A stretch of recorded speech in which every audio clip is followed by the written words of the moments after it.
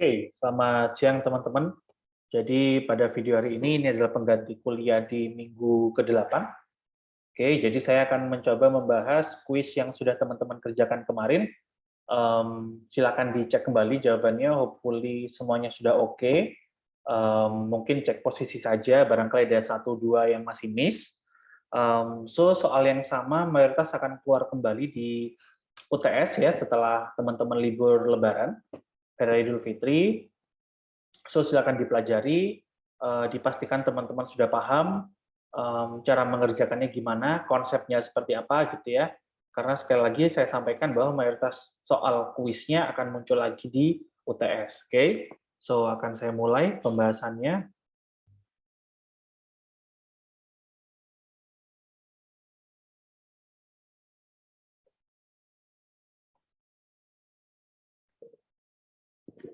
Saya akan mulai dulu dari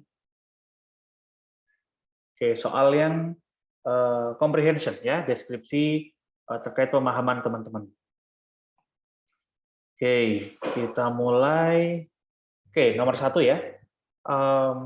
Tes pemahaman konsep. Tentukan apakah pernyataan tersebut bernilai benar atau salah dan berikan alasannya. Jadi di sini teman-teman diminta untuk menentukan kalimat ini benar atau salah. Gitu. Jadi pilih salah satu. Kemudian teman-teman diminta untuk memberikan alasannya. Kalau teman-teman menentukan benar, supporting statement-nya apa, gitu ya. Kalaupun salah juga seperti itu. Supporting statement-nya apa. Oke. Jadi sekalian di sini saya akan sampaikan flashback terkait materi-materi related to pertanyaan yang ada di sini, gitu ya. Kita mulai dari yang pertanyaan pertama. Pertanyaan pertama adalah main machine chart digunakan untuk menggambarkan hubungan kerja antara satu operator dengan satu mesin. Ya, saya ulangi, main machine chart digunakan untuk menggambarkan hubungan kerja antara satu operator dengan satu mesin. Oke, kira-kira jawabannya apa? Benar atau salah? Oke, coba kita lihat materinya ya. Jadi teman-teman, materi ini adalah materi yang saya sampaikan di minggu ketiga, ya, yaitu di bagian work operation analysis ya. Yang pada minggu ini saya membahas operation process chart, flow process chart, flow diagram ya. Saya membahas salah satunya adalah main machine chart. Oke. Nah, coba kita baca ya. Oke, main machine chart. Oke. Siklus kerja operator lebih singkat dibandingkan dengan siklus operator kerja, siklus kerja operator lebih singkat dibandingkan dengan siklus operasi kerja mesin. Oke ya. Perbaikan dilakukan dengan berusaha memanfaatkan operator untuk melaksanakan aktivitas yang lain selama idle. Oke. Jadi intentionnya memang kita melihat satu operator teman-teman di sini. Gitu ya. Nah, hal ini dikuatkan dengan adanya main machine chart tadi ini. Oke. Oke, kemudian misal teman-teman masih nanya, Pak, di sini kan ada 2 orang tapi di mana ada customer di sini gitu ya. Nah, pertanyaan yang atau statement yang saya sampaikan ke teman-teman adalah, oke, kita kembali ya, menggambarkan hubungan kerja antara satu operator dengan satu mesin ya, dan yang digambarkan adalah hubungan kerjanya. Nah, kalau kita merefer ke main machine chart ini, bisa kita simpulkan bahwa di sini ada satu mesin ya, yaitu coffee grinder, yang dia berinteraksi ya, memiliki hubungan dengan satu clerk atau satu operator atau satu barista, gitu ya. Sehingga main machine chart dia memang mewakili antara hubungan satu mesin dan satu operator. Oke ya. Sehingga kalimat ini adalah bernilai benar. Ya, alasannya apa? Alasannya karena main machine chart memang menggambarkan hubungan antara satu operator dengan satu mesin. Kalau menggambarkan antara satu mesin dengan beberapa operator, gitu ya, dia adalah gain process chart. Ya, jadi berbeda ya. Nah, ini adalah gain process chart ya. Ini adalah kelanjutan dari peta manusia mesin sebenarnya, cuma mesinnya dioperasikan oleh beberapa operator. Ya, atau satu operator mengoperasikan beberapa mesin. Ya, itu adalah gain process chart. Nah, seperti yang ada di sini ya, bisa teman-teman lihat, di sini adalah activity chart of an emergency tracheotomy, di mana di sini ada beberapa operator. Ada nurse, ada first doctor, ada second doctor, ada nurse supervisor gitu ya. di mana ada beberapa operator yang terlibat dalam satu operasi kerja atau satu rangkaian kerja, gitu ya. Nah, tapi kalau kita fokusnya adalah satu operator, maka chart yang cocok atau memvisualisasikan kondisi tersebut adalah dengan menggunakan main machine chart. Oke, so nomor 1 clear ya, jawabannya adalah bernilai benar. Kemudian alasannya karena kalau memang satu operator dengan satu mesin maka kita menggunakan main machine chart. Kalau dengan beberapa operator atau beberapa mesin maka kita menggambarkannya dengan gang process chart. Oke ya. Saya lanjut ke nomor kedua. Oke. Pertanyaan nomor kedua atau pernyataan nomor kedua adalah tangan boleh digunakan sebagai fixture ya dalam sudut pandang micro motion study. Kira-kira jawabannya apa nih? Oke, kita lihat di materinya ya. Jadi materi ini sebenarnya saya sampaikan di minggu keempat, teman-teman. Di mana minggu ini saya membahas fokus mengenai motion study ya. Di salah satu slide-nya ya di halaman 19, teman-teman bisa lihat di sini. Kalimatnya adalah the most expensive fixtures is the human hands.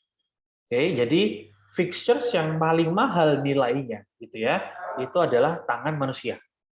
Oke, kalau kita melihat dari kalimat ini berarti boleh atau tidak? Oke, berarti jawabannya adalah tidak boleh. Ya, karena kalau kita menggunakan tangan manusia sebagai fixture, nilainya akan sangat mahal. Oke, kemudian kalimat pendukungnya apa? Oke, kita bisa lihat di sini. Hold on. Di sini ya. Principle of motion economy as related to the uses of the human body. Ya, two hands should begin and complete their motion at the same time. Oke, jadi di sini banyak membahas dua tangan, teman-teman. Ya, kalau tangan kirinya bekerja, tangan kanannya juga harusnya bekerja, gitu ya. Two hands shouldn't be idle at the same time. Bahkan kedua tangannya nggak boleh idle bersamaan, gitu ya. Apalagi idle-nya kalau dia sebagai fixture.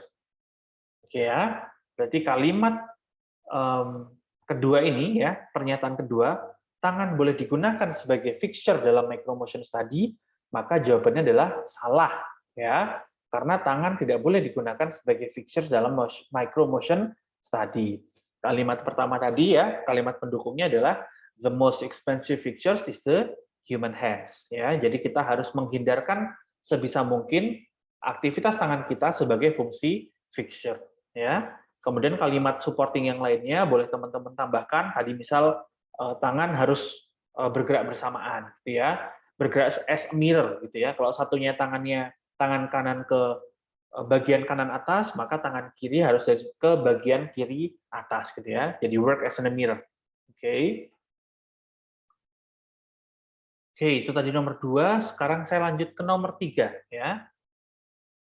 Input yang bertambah kecil namun output tidak bertambah, ya ini kurang huruf T ya, sorry, agak typo dikit. Input yang bertambah kecil, namun output tidak bertambah, merupakan salah satu konsep dari produktivitas. Oke, benar atau salah kira-kira teman-teman? Oke, buat mengeceknya, saya flashback mundur sedikit di minggu kedua. Ya. Di minggu kedua, saya membahas mengenai produktivitas, kemudian saya menampilkan tabel berikut. Ya. Ada output, ada input. Ya, tadi pertanyaannya adalah jika mana ini inputnya bertambah kecil, namun outputnya tidak bertambah, apakah termasuk produktivitas atau tidak? Oke. Nah dari tabel ini ya bisa kita lihat input. Oke, di bagian input ada input minus ya. Berarti kira-kira kita mengambil tabel baris pertama sama baris kedua ini. Ya. Nah, yang disebut produktivitas gimana? Kalau inputnya berkurang, ya, tapi outputnya konstan, ya, maka itu disebut sebagai produktivitas. Oke, maka ya di sini ada kalimat terjemahnya ya. Nah ini ya, volume kuantitas keluaran tidak bertambah dengan masukan yang lebih sedikit. Nah ini termasuk juga sebagai produktivitas. Maka pernyataan nomor ketiga ini nilainya atau jawabannya adalah bernilai benar. Ya, karena salah satu kaidah produktivitas adalah tidak menambah output tapi kita mengurangi inputnya. Ya, seperti yang banyak saya sampaikan contoh ke teman-teman ya ketika saya mengajar, contoh misal kita mau bikin kue gitu ya, harusnya produktif itu tidak hanya diukur dari output-nya, tapi kalau kita bisa menghemat masukan atau biaya yang digunakan untuk membuat atau memproduksi sebuah barang atau jasa gitu ya, maka itu juga bisa disebut ya sebagai peningkatan produktivitas. Oke ya. Oke, 1, 2, 3 tadi sudah ya. Kita flashback sedikit. Nomor 1 berarti jawabannya benar. Nomor 2 jawabannya salah. Nomor 3 jawabannya benar. Ya. Sekarang kita ke nomor 4. Oke. Assembly line adalah konsep yang diperkenalkan oleh Henry Ford yang mengimplementasikan konsep specialization. Oke. So, nomor 4 ini adalah materi terakhir yang saya sampaikan ke teman-teman kemarin sebelum kita kuis ya, yaitu mengenai job design and analysis ya. Di sini saya menyampaikan ke teman-teman ya. Oke, nah ini di sini.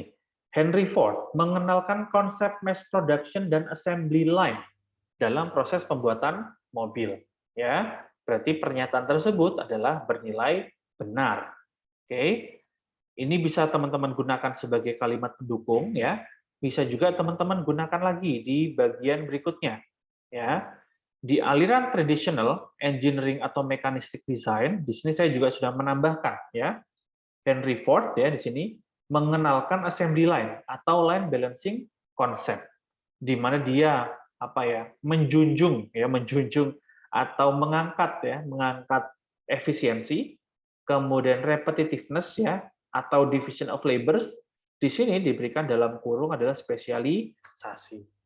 Oke, berarti di sini berarti benar bahwa Henry Ford lah yang mengenalkan konsep assembly line dan juga secara khusus menekankan terhadap konsep spesialisasi atau specialization. Oke. Berarti pernyataan keempat adalah bernilai benar. Oke ya. Saya lanjut lagi ke nomor 5. Oke. Division of labor cocok digunakan untuk jenis pekerjaan yang sifatnya clerical. Ya. Kalau teman-teman agak lupa clerical, ya clerical itu merupakan artinya adalah monoton atau repetitif. Oke. Kita cek di materi minggu ke-6. Ya, division of labor. Ya, ini ya.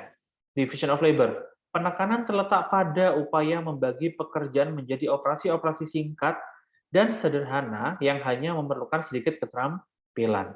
Oke. Kemudian di halaman berikutnya, di sini saya menyampaikan bahwa permasalahan yang umum dihadapi, ya, pengembangan keterampilan lain terhambat, pekerjaan terasa monoton atau dalam kurung adalah clerical. Berarti memang division of labor menjunjung atau memfokuskan pekerjaan, ya, pekerjaannya sifatnya adalah clerical atau repetitif. Oke. Kalimat pendukung lainnya di mana? Kalimat pendukung lainnya bisa kita lihat di halaman ke-13 ya. Halaman 13 bisa teman-teman lihat di poin kedua ya, macam aktivitas yang dilakukan dalam setiap unit kegiatan diupayakan bisa diulang-ulang atau dalam kurung adalah repetitif. Kalau kita melakukan kegiatan berulang-ulang atau repetitif, maka kegiatannya akan cenderung monoton atau bisa disebut dengan clerical. Oke. Maka kalimat kelima nilainya adalah bernilai benar ya dengan alasan beberapa yang saya sampaikan tadi. Oke. So, untuk pemahaman konsep sudah terjawab semua ya. Berarti nomor 1 jawabannya adalah benar, nomor 2 jawabannya adalah salah, nomor 3 jawabannya benar, 4 dan 5 jawabannya benar. Ya, tinggal nanti saya ngecek alasannya teman-teman sejauh mana teman-teman bisa memberikan supporting statement gitu ya atas jawaban yang teman-teman tentukan gitu ya. Oke, so akan berikutnya saya akan move ke part berikutnya yaitu calculation ya. Di sini ada 2 soal. Soal pertama bernilai 40 poin, soal kedua bernilai 40 poin ya. Jadi untuk yang deskriptif di awal ini ya yang sifatnya konsep total nilainya adalah 20 poin ya. Tapi nanti saya akan lihat jawabannya teman-teman, supportingnya sejauh mana. Kalau memang teman-teman supporting statement-nya kuat, gitu ya, memberikan beberapa supporting statement, maka saya bisa memberikan nilai maksimal ketika teman-teman benar semua, gitu ya. So 20 poin tadi adalah nilai maksimalnya, gitu ya. Termasuk di sini 40 poin adalah nilai maksimalnya. Jadi kalau teman-teman mengerjakan benar, kemudian menjawab masing-masing yang ditanyakan ini juga dengan benar, gitu ya, nanti nilai maksimalnya adalah 40 poin. Oke, saya mulai dari nomor 1. Ya. Diketahui dalam sebuah pabrik refrigerated container, ya, jadi ada sebuah pabrik, dia membuat refrigerated container, akan melakukan investasi mesin karena tingginya jumlah permintaan. Oke ya. Jika diketahui waktu yang dibutuhkan untuk loading unloading material adalah selama 5 menit, ya. Kemudian waktu moving operator antar mesin adalah setengah menit, dan waktu permesinan adalah 4 kali dari waktu service time. Oke ya. Nah, di sini pemahaman teman-teman pada kasus ini diuji gitu ya, bahwa ada beberapa waktu yang di statement di sini ya, yang di state di sini. Pertama adalah waktu loading unloading ya. Waktu loading unloading secara khusus ketika kuliah saya sampaikan ke teman-teman ada istilahnya adalah setup time ya. Kalau kita bicara PPIC atau production planning atau kita bicara supply chain, maka waktu loading unloading biasanya kita sebut dengan setup time. Nah, di konsep APK atau analisa perencanaan kerja, terkhusus di ergonomi, ya, kita menyebut setup time sebagai service time. Oke. So, kalau di sini saya menulis loading unloading selama 5 menit, kemudian dia di kalimat berikutnya saya state sebagai service time, maka sebenarnya dua hal ini merupakan hal yang sama. Oke ya, hati-hati. Saya sengaja memberikan terminologi yang berbeda supaya saya ngecek pemahaman ini teman-teman. Ya. So, kalau misalnya yang diminta adalah waktu permesinan sama dengan 4 kali dari waktu service time, maka waktu permesinannya adalah 4 kali 5 menit. Berarti waktu permesinannya adalah sama dengan 20 menit. Oke, hati-hati satuannya masih menit. Ya. Kemudian, berikutnya, diketahui untuk gaji operator, pabrik ini memberikan upah sebesar 3,5 juta rupiah untuk operatornya ya. Kemudian sementara untuk biaya listrik satu mesin, diestimasikan mesin menghabiskan 5 juta rupiah per bulannya. Ya, untuk overhead cost-nya ya, dia menghabiskan 5 juta per bulannya. Jika pabrik tersebut rata-rata beroperasi selama 25 hari kerja, di mana perharinya mereka bekerja selama 8 jam, ya, dan diasumsikan tidak terjadi overtime. Oke, selama penghitungan investasi ini, maka tentukan beberapa hal berikut. Ya, overtime itu sama kayak lembur, teman-teman ya. Kalau teman-teman yang belum tahu, overtime itu sama dengan lembur. Oke. Pertanyaan A, pendekatan apa yang dapat digunakan untuk menghitung jumlah investasi mesin? Oke, dan jelaskan alasannya. Oke, jadi saya minta teman-teman untuk menentukan dulu. Teman-teman kan sudah belajar banyak pendekatan ya. Ada man machine chart, peta kerja setempat, peta kerja keseluruhan, kemudian ada synchronous servicing, ada random servicing gitu ya. Nah, di sini saya minta teman-teman untuk menentukan pendekatan mana yang digunakan gitu ya, dan jelaskan alasannya. Oke, berikutnya poin yang B adalah alternatif jumlah mesin yang seharusnya diinvestasikan.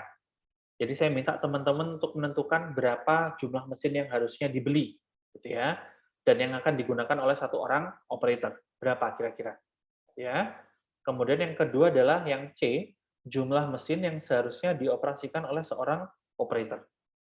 Ya, jumlah mesin yang seharusnya dioperasikan oleh seorang operator. Oke, ada 3 poin, ada 3 pertanyaan ya dari satu soal ini. Oke, saya akan masuk ke Excel. Oke, saya minimize dulu.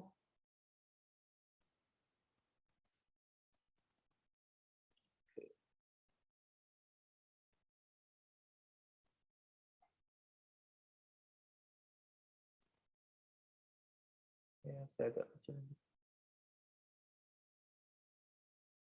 Oke.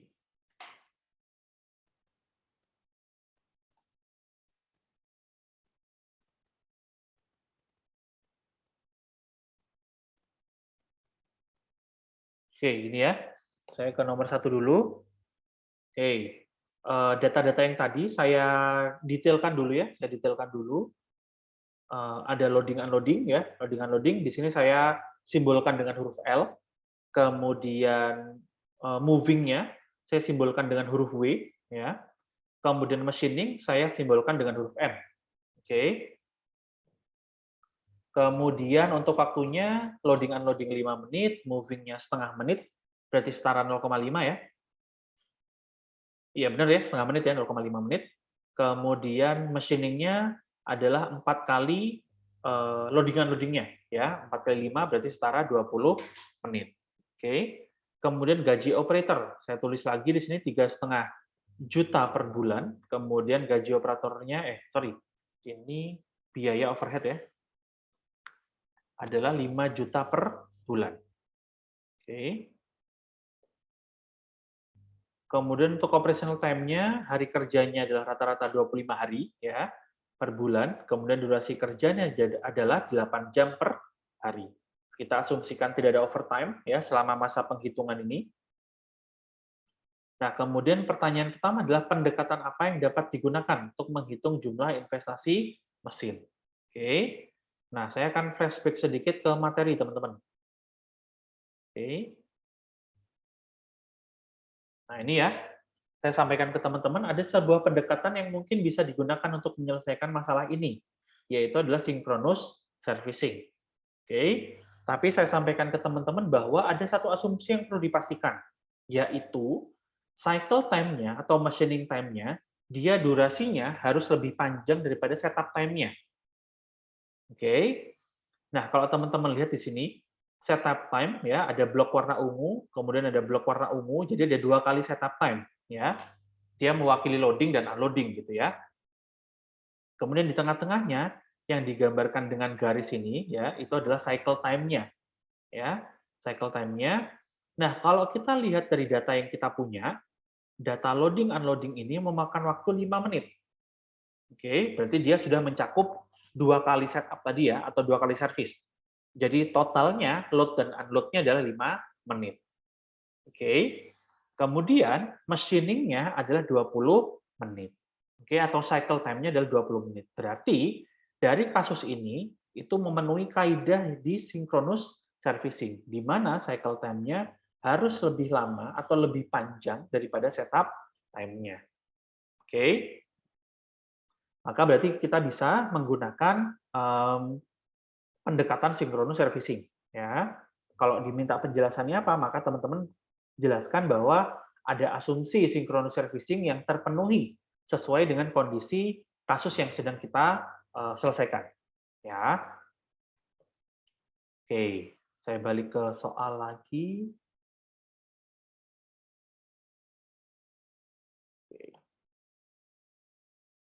Oke, berarti pendekatan apa yang dapat digunakan, maka saya dapat menggunakan synchronous servicing ya. Kemudian rumusnya ini synchronous servicing ya untuk mencari jumlah mesin. Kemudian saya hitung jumlah mesinnya. Oke. Oke. Berarti dia L plus M ya. L plus M berarti 0,0833. Nah, ini sudah saya konversi ke jam, teman-teman. Ya. Untuk menentukan nilai N, teman-teman boleh mengkonversi ke jam atau boleh tetap menggunakan yang menit. Boleh, ya. Tapi di sini saya konversi ke jam. Oke, maka 0,0833 ditambah 0,333 dibagi E2 0,0833 ditambah E3 yaitu 0,0083 moving-nya. Ya. Ketika saya enter, saya akan mendapatkan nilai 4,55. Oke, berarti nilainya desimal. Ya, yang namanya mesin kan kita nggak bisa beli dalam jumlah desimal, harus integer atau genap. Ya, kalau beli 4 beli 4, beli 5 ya beli 5. Ya. Oke. Kemudian pertanyaan B, alternatif jumlah mesin yang harusnya diinvestasikan. Ya. Maka untuk menjawab poin B, saya akan menggunakan synchronous servicing, di mana dalam synchronous servicing ada N1 dan ada N2.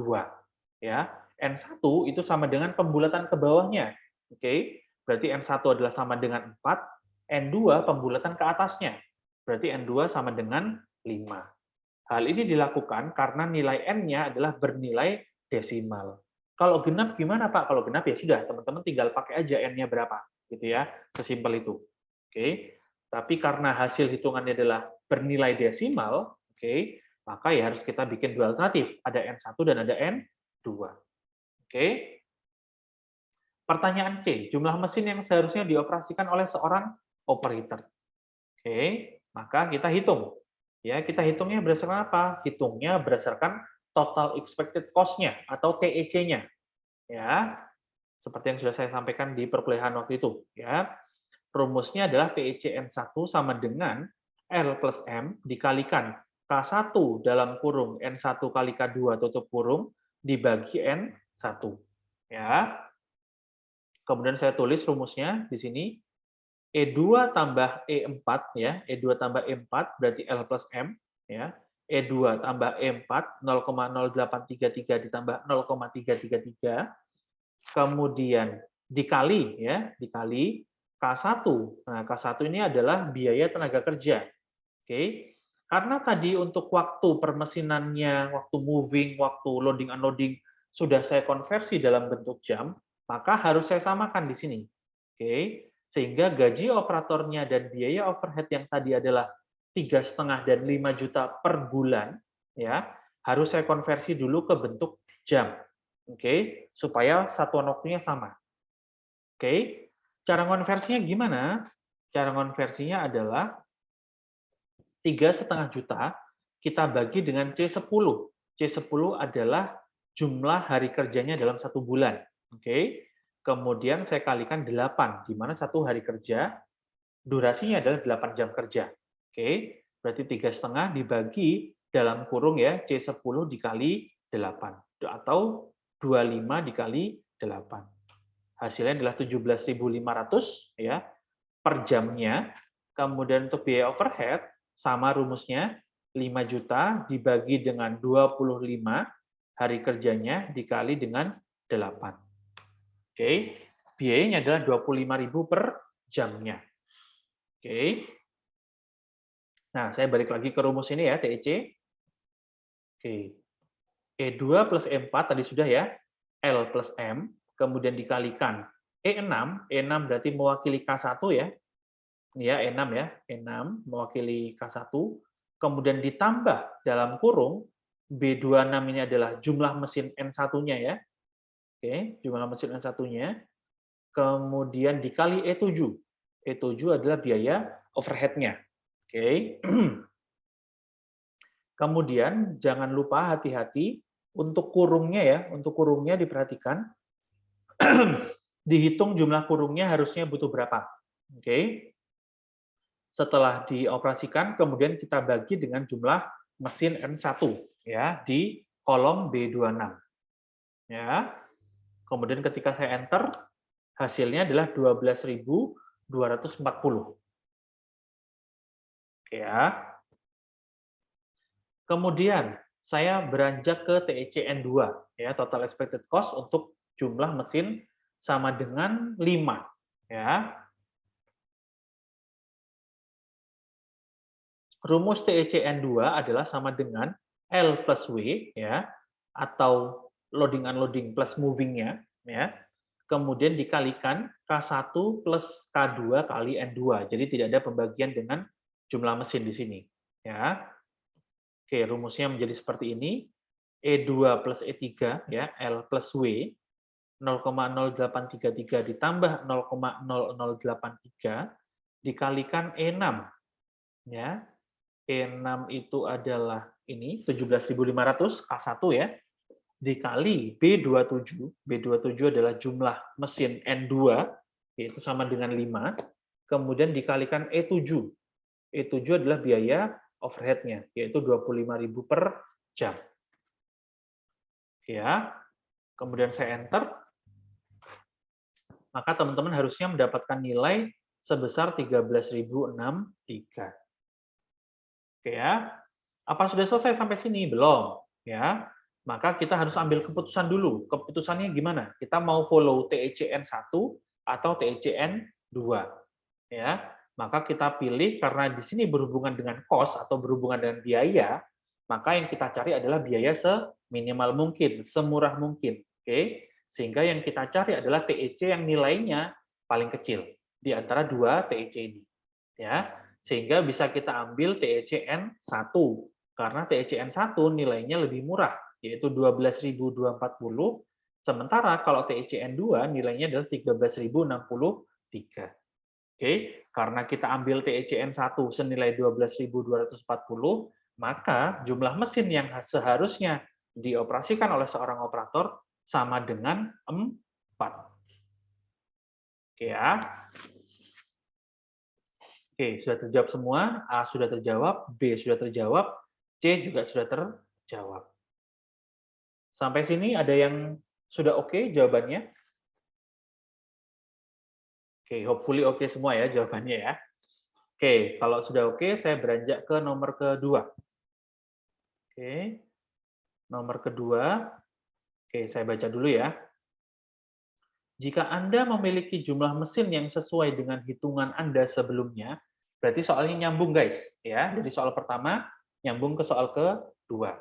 Oke. Jika Anda memiliki jumlah mesin yang sesuai dengan hitungan Anda sebelumnya, dengan rata-rata uptime-nya sebesar 75% dan sisanya adalah downtime-nya, oke, maka tentukan beberapa hal sebagai berikut.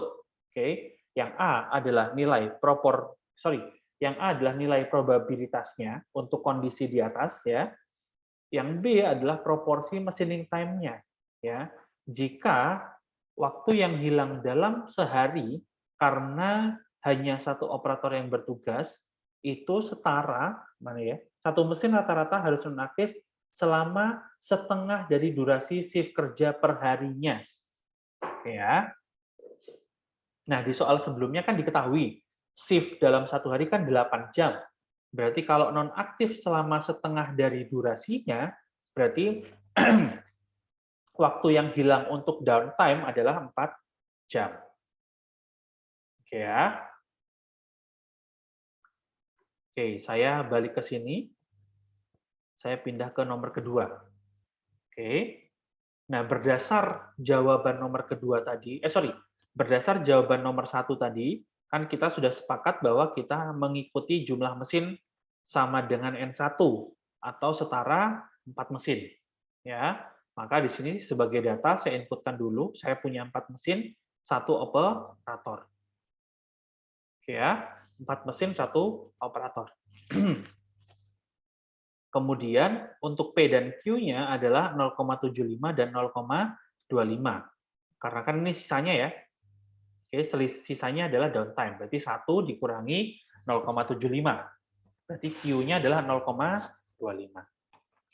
Oke. Kemudian rata-rata pengerjaan downtime-nya adalah 4 jam atau setengah dari durasi perharinya ya. Perharinya kita punya durasi selama 8 jam. Berarti kalau setengahnya berarti adalah 4 jam. Oke ya. Kemudian yang diminta di A adalah nilai probabilitas untuk kondisi di atas. Oke, ingat segitiga Pascal ya. Berarti kalau misalnya kemarin contoh di kelas ada 3 mesin, berarti kan 1, 3, 3, 1. Iya benar ya, 1, 3, 3, 1. Nah kalau 4 mesin berarti adalah mengikuti 1, 4, 6, 4, 1 koefisiennya ya. Kemudian untuk settingan desimalnya gimana? Settingan kuadratnya gimana? Atau perpangkatannya gimana? Oke, seperti yang sudah saya sampaikan di kelas ya. Berarti untuk yang koefisien 1 berarti mesinnya oke semua, nggak ada masalah.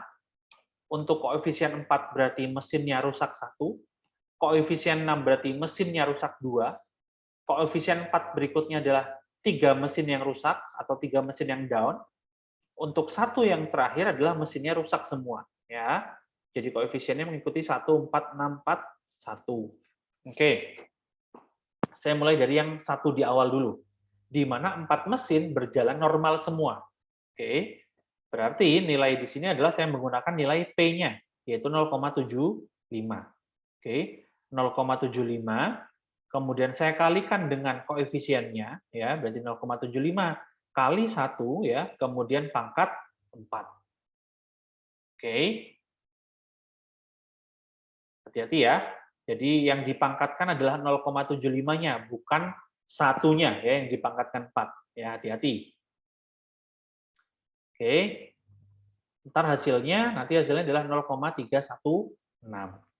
Oke, masuk yang berikutnya. Oke, koefisien 4 di mana 3 mesin normal satu mesin down.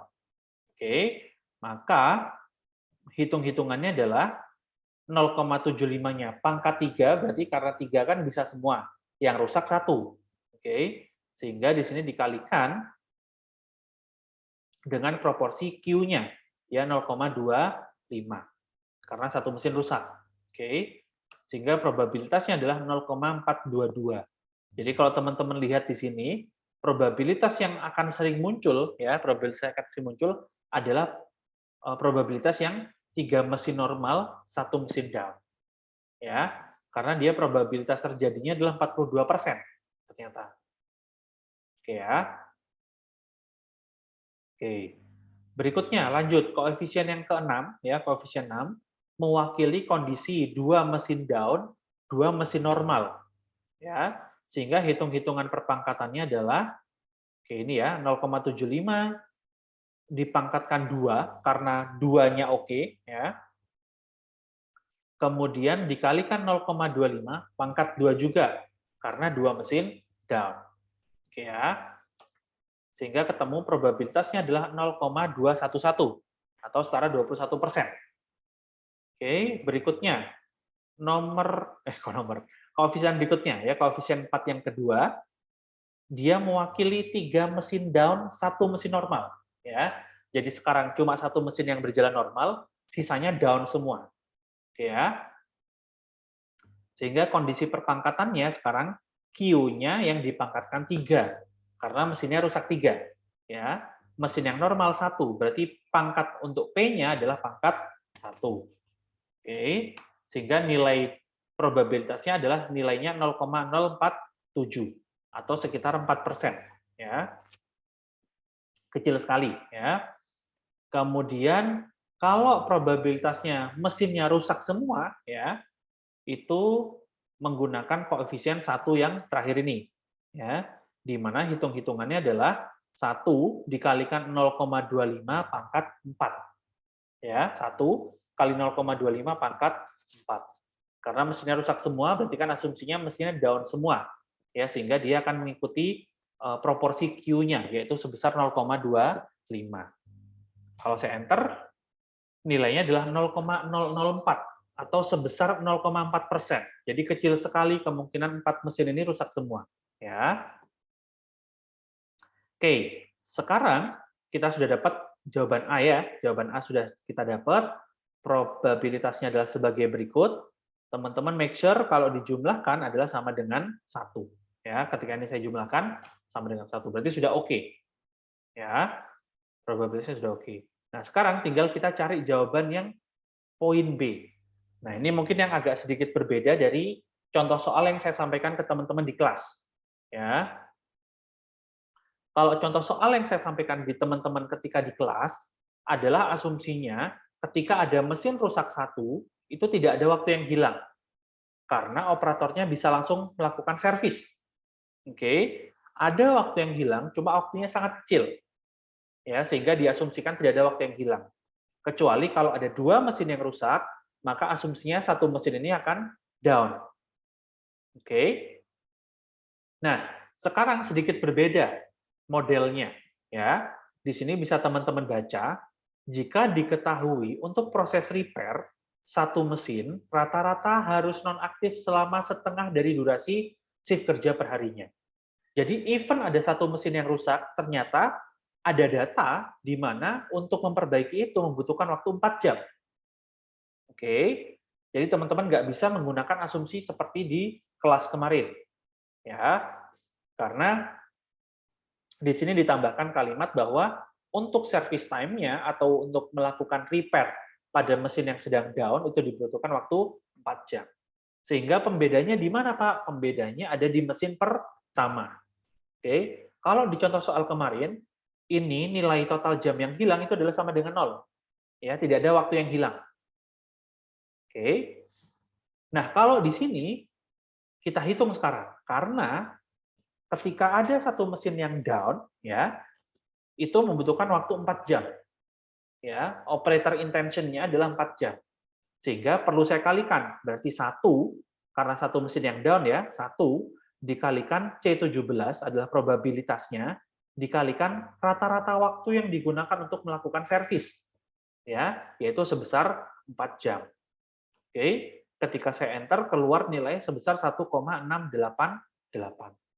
Jadi kira-kira rata-rata yang dibutuhkan ya oleh seorang operator untuk melakukan servis ya untuk satu mesin dengan probabilitas sebesar 0,422 adalah jumlah waktu yang hilang setara 1,688 jam. Ya, saya masuk ke mesin kedua. Sorry, kalau ada dua mesin yang down, ya, saya masuk ke skenario berikutnya. Oke, ketika ada dua mesin yang down, hati-hati ya, teman-teman, tolong dipahami kalimat saya. Ketika ada dua mesin yang down, berarti kan karena cuma ada satu operator, berarti kan operatornya menghandle mesin yang pertama dulu. Oke, menghandle mesin pertama selama 4 jam. Oke, kemudian asumsi selama 4 jam selesai. Oke, maka kalau durasi dalam satu hari ada 8 jam, berarti kan setengah durasinya sudah habis. Oke, kemudian mesin keduanya ya, mesin keduanya yang rusak ya, mesin kedua yang rusak, berarti kan dia bisa dihandle ya, dia bisa dihandle itu di jam, katakan 4 jam pertama itu mulai dari jam 8 ya, jam 8, 9, 10, 11. Sorry, 9, 10, 11, 12. Berarti untuk repair mesin pertama itu selesai di jam 12. Berarti kan selama 4 jam pertama, mesin yang kedua nunggu nih. Ya, mesin kedua nunggu. Kemudian jam 12 selesai. Jam 12 selesai, maka operatornya kan pindah untuk menghandle mesin kedua. Ya. Mesin kedua baru sempat dihandle itu jam 12 lah katakan. Ya. Kemudian 4 jam lagi berarti jam 1, jam 2, jam 3, dan jam 4. Oke, maka total jam yang hilang untuk mesin kedua itu kan adalah mulai dari jam 8 sampai jam 12 karena dia menunggu mesin pertamanya dibenerin dulu, kemudian dia lanjut lagi nunggu lagi untuk dibenerin dari jam 12 sampai jam 4 sore. Berarti total waktu yang hilang untuk mesin kedua adalah sama dengan 8. Ya, makanya di sini saya tuliskan adalah sama dengan 8. Sementara untuk mesin pertama adalah sama dengan 4, tetap 4. Oke, ini yang membedakan soal yang ada di kuis dengan soal yang di contoh saya di kelas. Ya. Jadi sedikit perlu analisa dari teman-teman. Oke ya. Kemudian saya masuk ke kalau 3 mesin yang down. Ya, 3 mesin yang down, berarti hitungannya sama kayak tadi. Mesin pertama maka akan hilang 4 jam durasi, mesin kedua akan hilang 8 jam durasi, ya.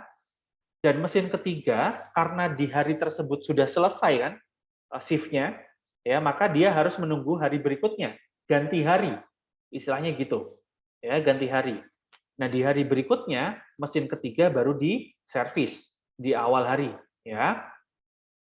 Maka dia kehilangan 8 jam kerja operasional di hari pertama, plus 4 jam di hari kedua ketika mesin tersebut di repair atau di servis. Ya, sehingga untuk mesin ketiga ya, dia akan kehilangan sebesar 12 jam. Ya, di mana mesin pertama kehilangan 4 jam, oke. Mesin kedua kehilangan 8 jam, mesin ketiga kehilangan 12 jam. Oke ya. Lanjut kondisi terakhir, di mana empat-empatnya rusak semua. Ya, empat-empatnya rusak semua, maka mesin pertama kehilangan waktu 4 jam, mesin kedua kehilangan waktu 8 jam, mesin ketiga kehilangan waktu 12 jam, dan mesin keempat kehilangan waktu sebesar 16 jam. Oke ya, kemudian saya enter. Oke. Nah ini adalah rata-rata ya, rata-rata kemungkinan jumlah jam yang hilang ya ketika mesin yang down adalah sejumlah berikut dengan probabilitasnya adalah sejumlah berikut. Ya. Ketika saya total, maka ketemu angka 5,5 jam. Oke, sama seperti kemarin ya, di sini diminta teman-teman untuk mencari proporsi machining time yang hilang ya. Kalau kita bicara proporsi, maka kita perlu mencari tahu berapa segmennya dan berapa keseluruhannya, yaitu proporsi. Ya, sama seperti yang di atas, 0,75 dan 0,25. Ini adalah proporsi. Ya, jadi kalau bagian utuhnya adalah sama dengan 1, proporsi oke-nya adalah 0,75, proporsi not oke adalah 0,25. Nah, yang di bawah ini, ya, kita diminta untuk mencari proporsi machining time yang hilang, ya, atau proporsi waktu yang hilang dalam satu hari. Oke, maka saya perlu tahu proporsi segmennya, ya, yang diwakili dari 5,5 jam ini atau 5,5 jam. Kemudian saya juga perlu tahu waktu keseluruhan yang saya miliki, ya. Waktu keseluruhan yang saya miliki adalah 4, ya. 4 ini adalah mewakili jumlah mesinnya, ya, bukan jumlah hari ya, jumlah mesinnya, kemudian dikalikan dengan 8, yaitu jumlah durasi dalam satu hari kerja. Oke. Ketika saya bagi, kemudian ketemu persentase proporsi waktu hilang adalah sebesar 17,19%. Oke. Nah, di sini nggak saya lanjutkan pertanyaan apakah ini sudah oke atau tidak oke gitu ya. Karena pada saat kelas kan saya sampaikan ke teman-teman bahwa nilai ini adalah subjektif, tergantung kantor atau tergantung industrinya teman-teman gitu ya. Ada industri yang menganggap 15% oke, ada perusahaan yang menganggap 20% oke. Bahkan mungkin ada perusahaan yang menganggap bahwa harus 10% gitu. Nggak boleh 15%.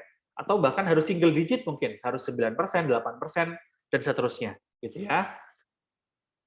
Nah, itu sehingga berbeda-beda. Oke, sehingga untuk jawaban poin B atau pertanyaan B adalah proporsi waktu yang hilang adalah sebesar 17,19%. Oke, so sudah semua soal terjawab, baik dari yang sifatnya konsep overview dan juga dari mathematical calculation sudah saya jawab semua. Ya, izin saya stop share dulu teman-teman. Oke. Hopefully dari recording ini teman-teman bisa mencocokkan dengan jawaban teman-teman yang teman-teman kerjakan, dan ketika UTS harapannya teman-teman bisa mendapatkan jawaban yang lebih oke, ya, dan mudah-mudahan UTS-nya juga bisa lebih maksimal nilainya daripada kuis yang pertama ini. Oke ya, so that's it. Thank you teman-teman sudah nonton video recording ini. Mudah-mudahan manfaat buat teman-teman semuanya. Saya tutup. Akhir kata, wassalamualaikum warahmatullahi wabarakatuh. Bye.